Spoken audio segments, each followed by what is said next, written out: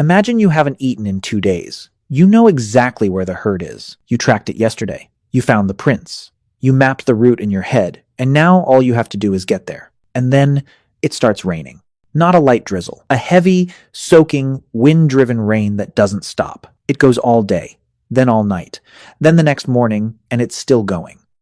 So now, you can't hunt. You can't see tracks because the mud's washed them away. You can't move through the open because wet ground and bare feet on rocky terrain means a twisted ankle, and a twisted ankle out here means death. The river near your camp is rising, and the fire, the one thing keeping you warm, keeping predators away and keeping you alive, is now starting to struggle. You're not bored, you're trapped. For most of human history, rain wasn't an inconvenience. It was a crisis. And what ancient humans did during that crisis might be more important than anything they did on a clear day. Today, when it rains, you close your window, make some coffee, maybe grab a blanket and open Netflix. You get cozy on the couch, start wiggling into that perfect spot and just sink in. For you, rain is just background noise. It makes you feel calm, makes you feel sleepy. You might not even make it through the episode. But for a human being 50,000 years ago, that same rain, the exact same sound you're falling asleep to, could kill you in 3 different ways before it even stopped. The first one is cold. A wet human loses body heat up to 25 times faster than a dry one. Without clothing, without waterproof shelter, a long rainstorm in anything below about 50 degrees Fahrenheit could drop your core temperature into hypothermia range within hours. And most of the world our ancestors lived in got that cold at night, even in Africa during the wet season at higher elevations. The second one is flooding, caves and rock shelters. The main places humans lived are often at the base of hillsides or near rivers, so heavy rain meant flash floods. Archaeologists have found layers of flood sediment inside occupied caves, meaning the water came in while people were living there. Some of those layers are thick, and they found out that those caves were never used again. And the third one, maybe the worst, is predators. Rain drove animals into shelter too, and sometimes that shelter was the same cave you were in. There are cave sites in South Africa where human remains and large cat remains are found in the same layers. Some of those humans have puncture marks in their skulls that match leopard teeth perfectly. So rain didn't just make life uncomfortable. It compressed the entire world. Humans, predators, prey, all of them squeezed into the same small dry spaces at the same time. And in the middle of all that, one job mattered more than everything else: keeping the fire going. And here's why that was so terrifying. Before roughly 40,000 years ago, we're not entirely sure how reliably humans could start fire from scratch. There's evidence of controlled fire use going back at least 400,000 years at a site called Qusum Cave in Israel, and possibly as far back as 1,000,000 years at Wonderwork Cave in South Africa. But here's the thing. Controlling a fire that already exists and creating one from nothing are two very different skills. And for most of human history, most people probably couldn't do the second one. So if your fire went out, you might not be able to relight it. You'd have to carry an ember from somewhere else, which some groups actually did. They transported smoldering coals wrapped in green leaves or packed inside a type of woody mushroom called tinder fungus that could catch a spark and smolder inside itself for hours. It was basically a biological lighter. And we know this wasn't just guesswork. When they found Otzi the Iceman, the 5,300-year-old frozen man preserved in the Alps, he was carrying a complete fire kit in his belt pouch: tinder fungus, flint, iron pyrite for striking sparks, and extra plant tinder as backup. Even 5,000 years ago, losing your fire was serious enough that people carried dedicated equipment to prevent it. So when rain hit, the first priority wasn't shelter. It was the fire. Move it deeper into the cave. Shield it with hides or brush. Feed it carefully. Not too much, not too little. Find dead lower branches from coniferous trees, the ones still protected by the canopy above, usually still dry underneath. Split open wet logs to get at the dry wood inside. Use birch bark as kindling, because birch contains a chemical called betulin that actually burns even when it's wet. One person's entire job during a rainstorm might have been just sitting next to that fire for hours, feeding it, shielding it, making sure it didn't die. Because that fire was everything. It was warmth, light, safety, cooked food, and the center of every social interaction the group had. Letting it go out wasn't just careless. It was potentially fatal for everyone. Alright, so the fire is going and you're mostly dry, but you cannot leave. So what do? You make things. The archaeological record is very clear on this. Caves and rock shelters are absolutely packed with evidence of manufacturing. Stone tools in every stage of production. Piles of flaking debris, those tiny chips of rock that fly off when you're shaping a tool, found concentrated in specific spots inside caves. Exactly where someone would sit near firelight and work for hours. But it wasn't just stone tools. At Blombo's cave in South Africa, archaeologists archaeologists found a 100,000-year-old ochre processing workshop. Abalone shells used as mixing bowls, ochre ground into powder, bone tools used to stir and apply it. This wasn't basic survival, this was production. Someone sat in that cave, probably while the rain pounded outside, and manufactured pigment on purpose, with a system. And then you've got bone needles. They start appearing in the record around 61,000 years ago in South Africa, and later across Europe and Asia. These are delicate, precise tools with tiny drilled eyes. You don't make a bone needle while you're running from something. You make it when you're sitting still, focused, with hours to spare. Rainy days gave people that time. Now here's where it gets really interesting. At a Neanderthal site called Abri du Maras in France, archaeologists found a tiny fragment of twisted plant fiber string dating to roughly 5,200 years ago. That's the oldest direct evidence of string ever found. And then, at Hohlefels Cave in Germany,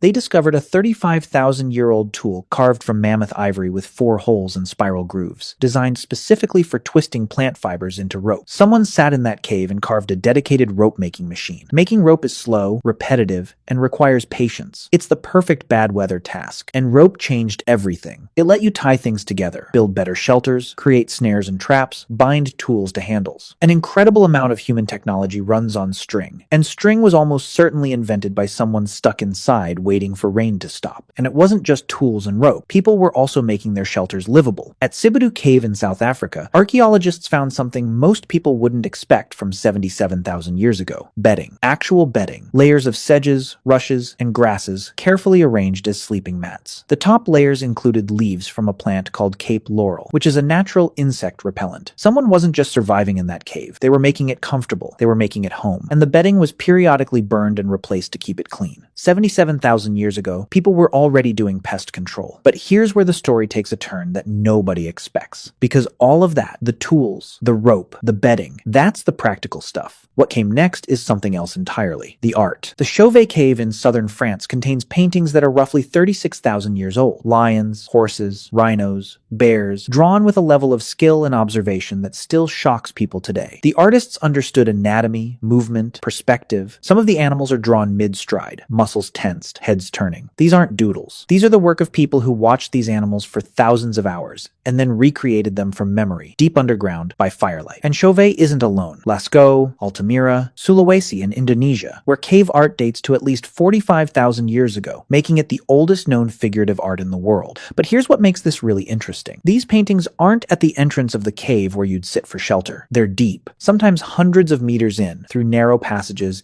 in chambers you'd have to crawl to reach. Someone carried animal fat lamps into total darkness and painted.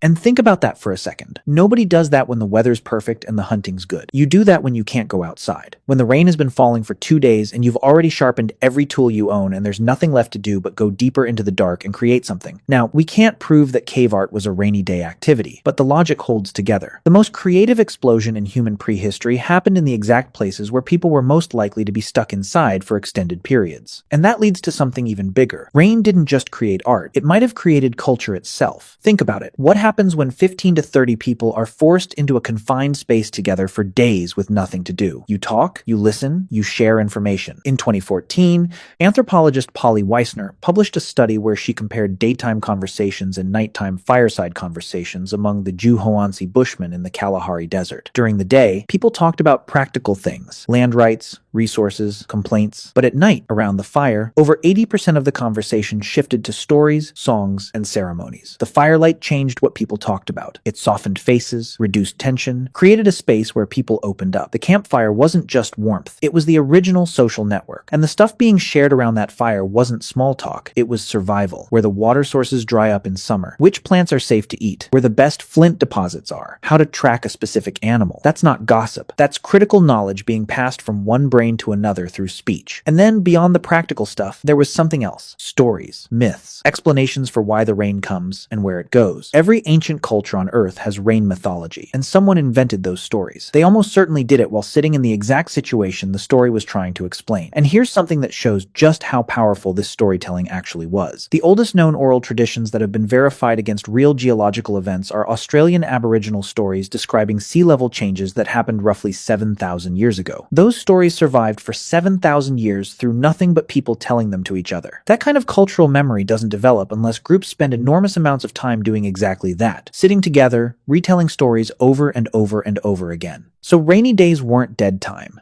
They were transmission time. The days when knowledge moved from the old to the young, when skills were taught by demonstration, when the group's collective memory got reinforced and updated. Now, here's the part nobody talks about. Rain wasn't always bad. Sometimes it was actually the best thing that could happen. After a heavy rain, the ground is soft, and soft ground means perfect tracks. Deep, clear, detailed. You can see exactly which animals walked past, how long ago, how fast they were moving, and where they went. Some of the best tracking conditions in the world come right after rain stops. Rain also meant water. Humans could collect and store rainwater, and even early hominins may have understood this. Rock depressions that fill with clean water during rain are found near almost every known prehistoric campsite, and some of them show signs of being deliberately carved deeper to hold more. But water wasn't the only thing rain brought. Mushrooms and certain plants explode after rain. Tubers are easier to dig from wet soil. Insects come to the surface. A rainy period didn't stop the food supply. It changed it completely, and the groups that understood those changes had an enormous advantage over those that didn't. Termites are a perfect example. They swarm after rain in tropical Africa. They're one of the most protein-dense foods available. You don't need tools, you don't need weapons, you just pick them up. There are chimpanzees today that gorge on termite swarms after rainstorms. Early humans almost certainly did the same thing, probably on a much larger scale. So what did ancient humans do when it rained all day? Everything that mattered. They kept the fire alive. They made the tools they'd use for the next hunt. They sewed the clothing that would keep them warm through winter. They twisted the rope that would hold their shelters together. They ground the pigment they'd use to paint animals on cave walls deep underground. They told the stories that would carry survival knowledge across generations. And when the rain finally stopped, they walked outside into soft ground, covered in perfect animal tracks, and got back to work. Rain didn't slow them down. It gave them time to prepare for everything that came next. Every tool, every piece of clothing, every story, every painting on a cave wall, all of it came from downtime, from the hours and days when they couldn't go out and had nothing to do except sit near a fire and think. Boredom didn't exist for them the way it does for you. Because when you're sitting in a cave with the rain hammering outside, and your survival depends on what you make with your hands in the next few hours,